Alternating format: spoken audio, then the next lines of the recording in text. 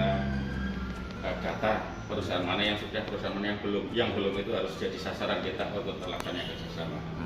Jadi jangka pendek, jangka panjang saya ya jangka menang dulu ya, jangka menang ya. Hasil dari MOU itu gitu kan, akhirnya kita mulai susun anggaran gitu kan, sesuai dengan kebutuhan mereka butuh apa semacam itu. Jangka panjang saya ya terjelas bahwa masyarakat Jawa Tengah, Semarang dan sekitarnya ya Jawa Tengah ya, mereka punya kompetensi, punya skill, punya daya saing untuk bisa memasuki dunia kerja.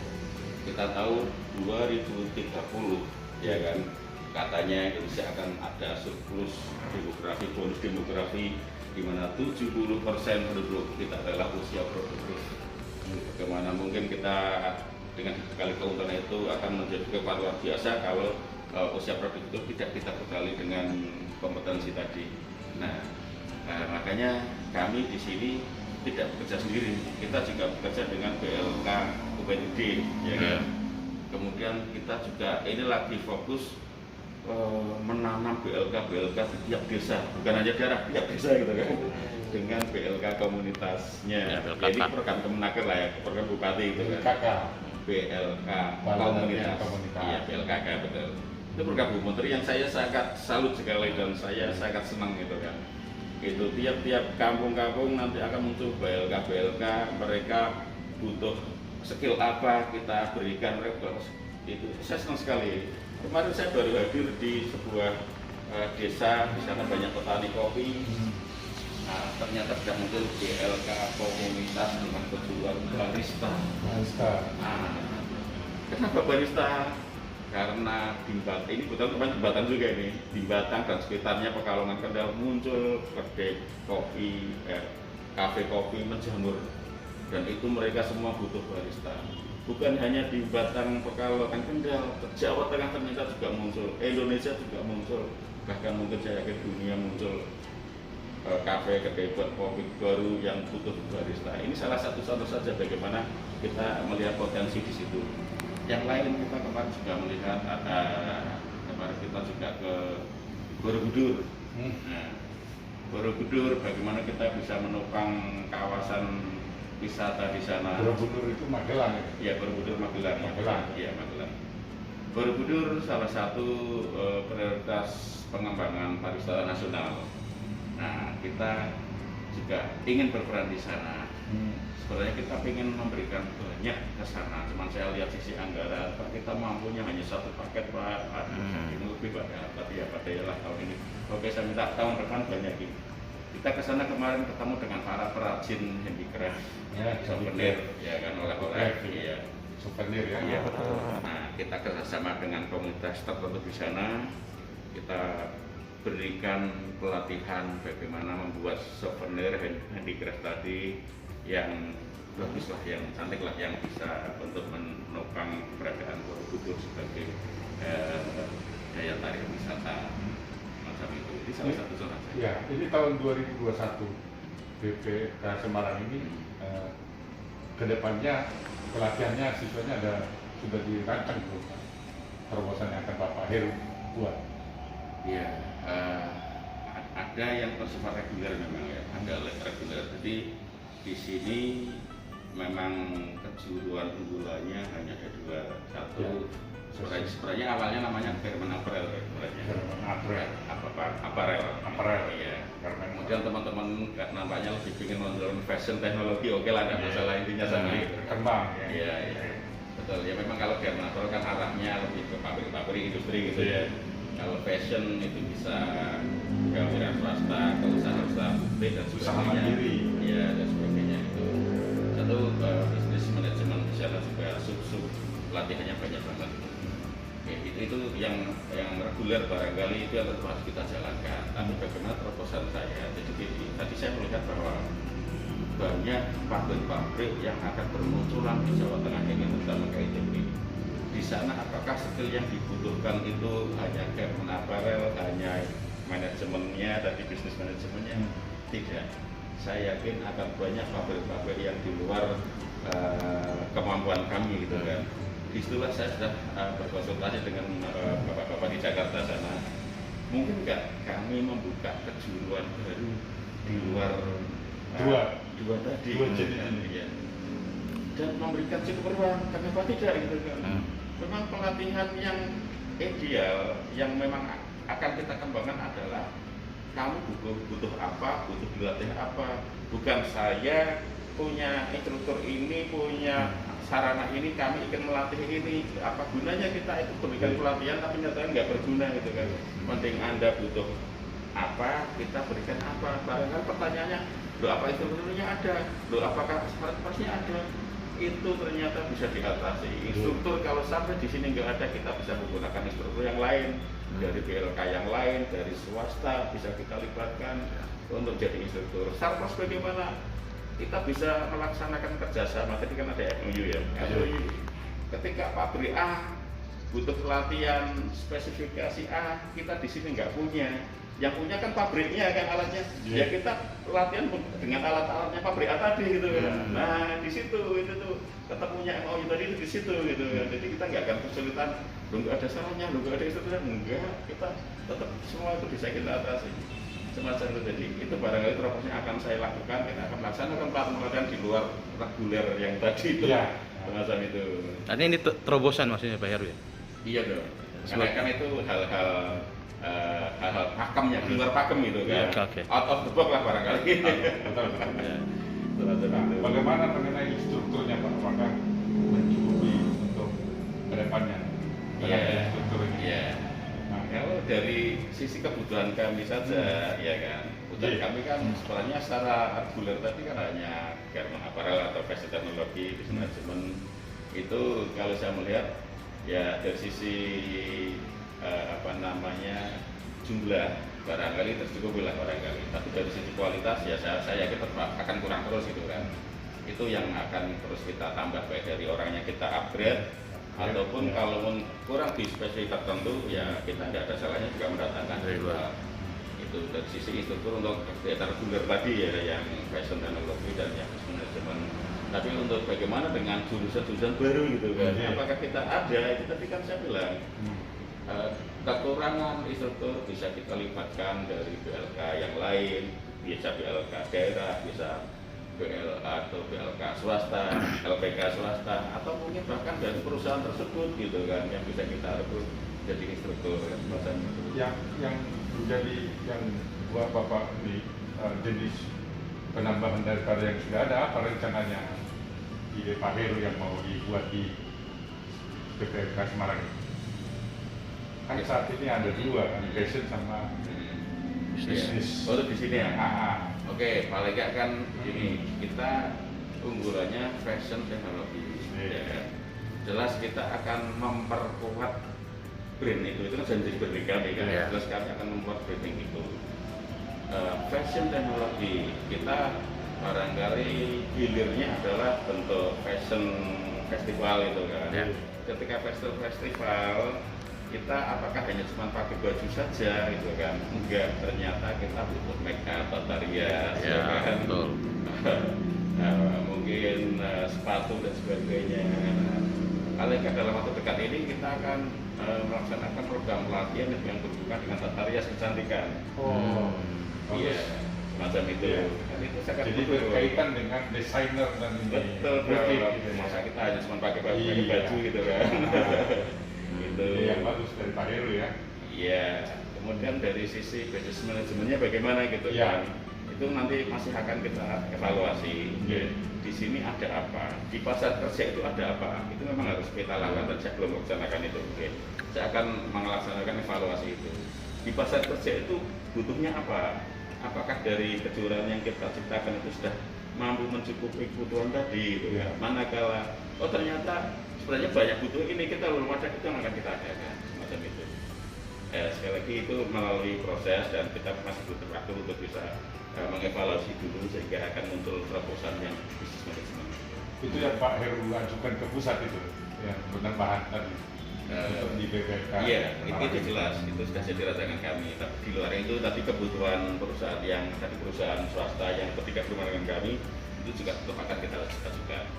Karena salah satu rencana kami juga kita akan dalam rangka mensuplai kebutuhan di Batang tadi, KITB tadi, kita sudah ada beberapa skema untuk melaksanakan itu. Salah satunya kita akan bikin workshop pelatihan di sana. Salah satunya workshop pelatihan. workshop pelatihan, ya Di Batang. di Batang, gitu kan. Itu kan jelas akan muncul jurusan baru, akan harus ada instruktur-instruktur baru gitu kan, peralatan baru jelas ya. Itu barangkali yang akan sedang saya coba ke sana. Kemarin saya sudah berkomunikasi dengan Kepala Dinas Ketenagakerjaan Batang.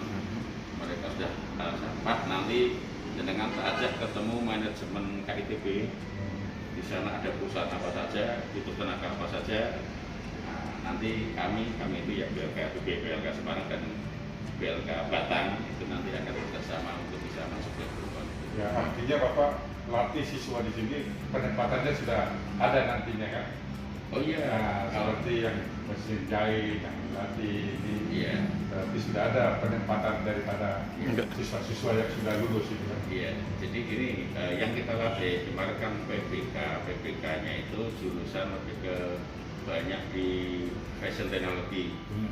Nah, saya melihat bahwa ternyata perusahaan-perusahaan di Jawa Tengah ini, perusahaan tekstil, garment itu butuh tenaga kerja yang luar biasa banyaknya. Dari kami itu malah merasa kurang untuk bisa menyediakan itu. Kebutuhan luar biasa di satu contoh. Pak, kita masih butuh ribuan yang Batang apa kita dulu. Bapak punya lulusan berapa? Lu malah gitu kan. Bapak punya lulusan berapa? Tantang gitu ya? Iya. Kemampuan kami setiap satu paket PPK hanya 16 orang. Kali barangkali berapa paket, 3 paket 16 kali 3 hanya itu udah pasti di bawah 100. Butuhnya ribuan loh. Bagaimana Siasatnya. siasat itu Pak, permintaan dari luar itu mereka untuk mencukupi itu bagaimana? Iya. Nah, gebrakan ke depan Pak Iya, Heru. ya betul. Kemarin kami ke sana merintis MOU, ya, merintis MOU. Beberapa langkah kami ke sana, jadi pola kami dalam memberikan pelatihan ke masyarakat ada banyak pola. Salah satunya kan yang di sini dilaksanakan di sini itu kan. Kalau di sini kita keterbatasan asrama, paket dan sebagainya. Kita masih bisa dengan pola yang lain apa? Dengan pelatihan judi, kerjasama judi itu dunia usaha, dunia industri itu kan. Nah, kita melibatkan perusahaan tersebut. Anda punya siswa berapa, kita latih di sana, gitu kan. Calon-calon tenaga kerja itu kita latih di perusahaan tersebut.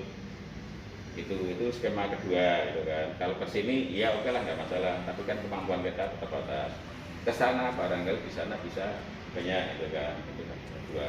Ketiga, kami juga sangat ingin bahwa perusahaan tersebut ada aksi bina lingkungan, bagaimana masyarakat di sekitar kita bisa ikut masuk bekerja di situ. Kemarin saya sudah memerintahkan teman saya di sini, saya pulang dulu kepada teman-teman, Pak, tolong Bu, tolong Ibu setelah dari sini mampir temui Pak Lurah desa tersebut. Data warganya yang ingin bekerja di sini tapi tidak punya skill, kita latih. Kita latih di mana di balai desa. Kita ada namanya program MTU, Mobile Training Unit, ya. pelatihan MTU. sifatnya keliling. Mobile Training Unit ya. Iya, sifatnya keliling dan pelaksanaannya di balai desa tersebut. Itu baru satu contoh di Batang. Nah, barangkali perusahaan di kabupaten yang lain juga akan saya masuki dengan pola yang sama. Cuma sekali lagi kita keinginan luar biasa banyaknya, tapi ya tetap disifat pelanggaran biasanya. Pak, kita hanya tersedia 1 tahun ini berapa segini paket saja, Pak. Kita hanya segini paket. Aduh, ini akan saya ecer-ecer sejauh paling dapatnya berapa gitu ya. Kalau dikasih banyak dengan senang hati kami, dikasih anggaran banyak dari Kementerian Pusat barangkali ya. Jawa Tengah terus kita kasih banyak paket pelatihan. Oh, alhamdulillah saya dengan senang hati akan saya sebar di seluruh Jawa Tengah. Itu Pak. Jadi saya berharap Batang ini Semarang, BPLK Semarang diberikan banyak paket, MTU terutama. MTU itu lebih mengena Pak, karena sesuai dengan kebutuhan yang ada di sana. Tahun ini hanya berapa Pak? 3 paket saja.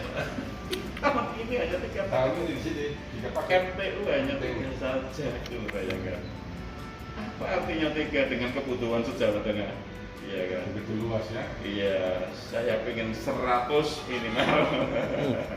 Paket. Iya, MTU itu tadi. Harapan Bapak ke depan ini apa ini Pak?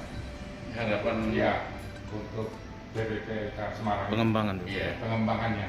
Pertama dari sisi fisik lokasi Pak, bagaimana juga sekarang di BPLK itu sudah menjadi kebanggaan kementerian Pak, menjadi unggulan. Iya.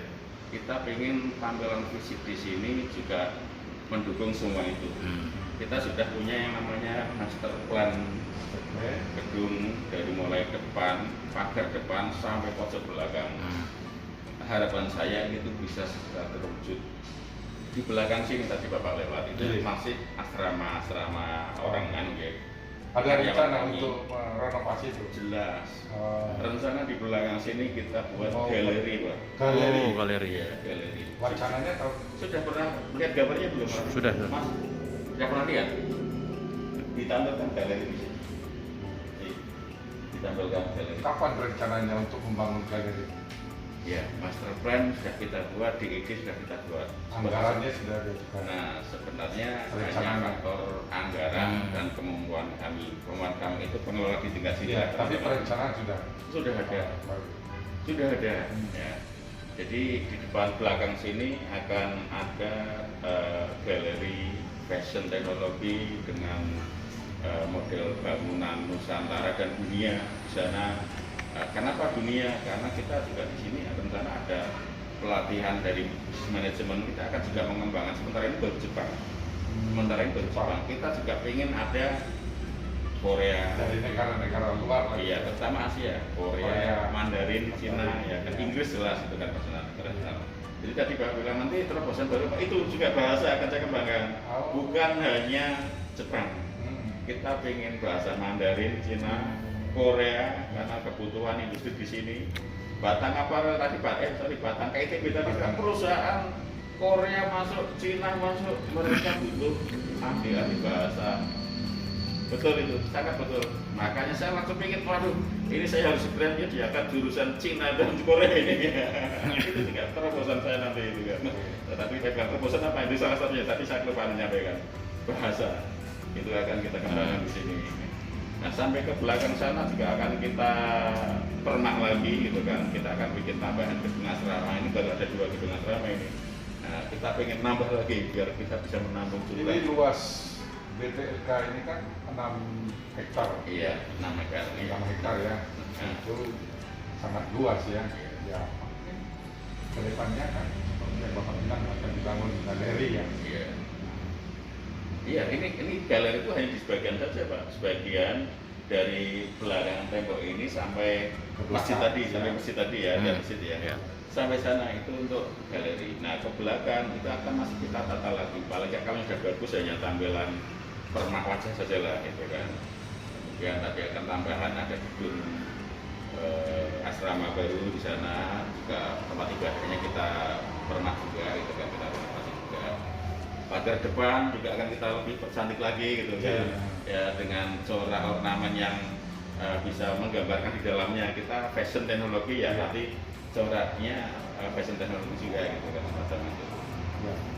Yang terakhir nih, Iya. Pak Heru, apa harapan himbauan Bapak kepada pengusaha perusahaan-perusahaan yang ada di Semarang ini? Oke. Ya, Jadi kemarin kita sudah ketemu dengan Pak Yuban HRD, ya, pengembang sumber daya manusia di tingkat itu kan. Ya. Mereka sangat ingin terus membina kerjasama, selama ini sudah ada kerjasama gitu kan. Cuman karena COVID saja kemudian beberapa kerjasama kita itu agak kurang bisa terlaksana dengan baik lah. Contohnya job fair itu kan. Oke. Jadi harapan kami dengan perusahaan-perusahaan yang ada di Jawa Tengah ini, ya ayo kita tingkatkan kerjasama, kita bentuk ruang komunikasi, forum komunikasi untuk saling berkomunikasi karena ketika kebutuhan di sini melimpah, di sini kurang, itu bisa saling ngoper gitu kan, semacam itu. Jadi melalui paguyuban HRD itu sebenarnya sudah menjadi ruang komunikasi buat mereka. Kita harapkan, saya berharapnya ini Pak COVID segera berakhir, kita Harapan kembali. kita semua, Iya. bukan harapan Bapak aja. Iya, perusahaan-perusahaan sudah bisa mulai mengoperasikan secara normal juga. Iya. Jelas mereka menggunakan tenaga kerja ketika mereka mengalami kesulitan bahwa internet kita itu sebenarnya butuh skill ini, kita kurang mampu menyediakan. Biasanya persoalan perusahaan itu Pak, kita butuh skill ini, yang ada ini nggak masuk, alat kita itu ini, yang dilatih di sana-sana itu tidak bisa menggunakan alat ini. Nah mereka terus terang kepada kita Pak. Nah dengan kita tahu kebutuhan mereka sesungguhnya, disitulah MOU tadi bisa kita lancarkan. Kita akan latih sesuai dengan alat-alat yang ada di sana. Itu Pak, itu kesulitan perusahaan itu Pak sebenarnya Pak. Kita punya alat ini, pelatih di sana-sana itu alatnya yang lain gitu kan. Ketika masuk sini mereka bingung. Itu. Nah, Tapi Pak Heru kan sudah dibentuk kan forum komunikasi organisasi. Iya. Itu gimana? Jalan apa enggak tuh? Forum komunikasi. Forum komunikasi jalan. Cuman tadi kan faktor COVID. Oh. Kalau ini kan nggak Vakum. jalan. Iya Pak. Oh. Maksudnya. Berapa jumlah anggotanya Pak? Kalau dia perusahaan. Forum komunikasi ini katanya sih saya kan di Tiap sini baru betul. katanya tiap bulan itu ada pertemuan-pertemuan. Hmm. Juga. Oh, tiap bulan ada pertemuan Iya. di forum komunikasi. Iya, Secara cuma offline karena ya, COVID online. aja, itu Ya. kan. Karena COVID aja ini lama vakum, misalnya Iya, iya. COVID. Jadi ke depan mudah-mudahan keadaan normal kembali, kita akan lanjutkan itu ya untuk ngopi-ngopi bareng-bareng lah. Nah, ngopi ngobrol-ngobrol di situ segala persoalan bisa disampaikan, bisa kita carikan Ya, solusinya solusi. bersama. Gitu. Oke. Terakhir ya, terima kasih Pak Heru Iya. atas Kesempatan Iya, Pak Robert, sama-sama. dari ini model